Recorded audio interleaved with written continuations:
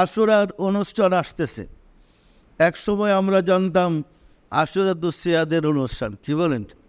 জানতাম না, খুঁজতে খুঁজতে তালাশ করে দেখলাম আশুরা তো আল্লাহর অভিষেকের দিন। এ তো সিয়াদের অনুষ্ঠান না, অভিষেকের অনুষ্ঠান।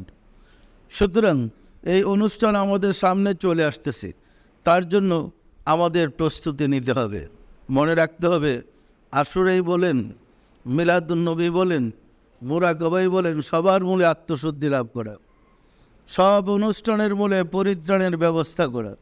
বিভিন্ন অনুষ্ঠানের মাধ্যমে আমরা যেন আল্লাহর নৈকট্য লাভ করতে পারি, তার জন্য অনুষ্ঠানের ব্যবস্থা করা হয়ে থাকে।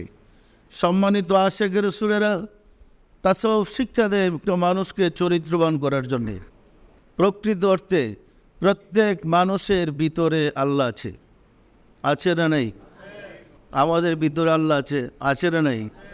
যদি সত্যি আমার ভিতরে আল্লাহ থাকে, তা আমার সমস্ত বিপদ আপদে আল্লাহ আমাকে সাহায্য করবে না? যদি না থাকে সাহায্য করবে কোথা থেকে? আশুরার দিবস আল্লাহ আরশে সমাসীনের দিবস। এখন আমাদেরকে আশেকে রাসূল হয়ে চেষ্টা করতে হবে মহান রাব্বুল আলামিনের অভিষেকের দিন সুন্দরভাবে উদযাপন করার জন্যে। আসলে তাসাউফটা ভীষণ কঠিন, একেবারে সহজ নয়। তাসাউফের কথা মাইক দিয়ে আলোচনা করা যায় না, কিন্তু বাতেন কথা তো রুহানি জগতের কথা। এই রুহানি জগতের কথা কলবে কলবে জানা যায়, কলবে কলবে বোঝা যায়। আপনি মুরাকাবা করে প্রশ্ন করেন, আমি মুরাকাবা করে জবাব দিয়ে আসি, এটা তো সহজ। আপনি ঘরে বসে আমাকে বলেন 1000 মাইল দূরে থেকে এটা কি, আমি গিয়ে মুরাকাবা আপনি বলে দেয়, সেটা সমাধান নেই। এটা কিন্তু এই বিদ্যা। আগে এই বিদ্যাটা শিখেন, আমার সাথে খেলেন, এরপরে রাসূলের সাথে খেলা শুরু হবে।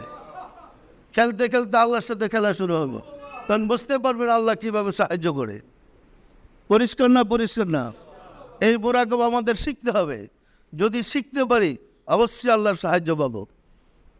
এই কারণেই বলতেছিলাম যে আসলে এই খেলা আমরা ছেড়ে দিয়েছি, আল্লাহর সাথে যোগাযোগের পদ্ধতি ছেড়ে দিয়েছি, আশেকে রাসূল হওয়ার পদ্ধতি ছেড়ে দিয়েছি, আমাদের উপরে গজব নাজিল হয়েছে। বাঁচতে হলে আমরা আবার এই প্রেমের খেলায় আসতে হবে। আমরা কি পারবো? আমাদের পক্ষে কি সম্ভব? আসুন রাব্বুল আলামিনের সাহায্য চাই, তিনি যেন দয়া করে আমাদের জন্য রাস্তাটা সহজ করে দেন। আমিন।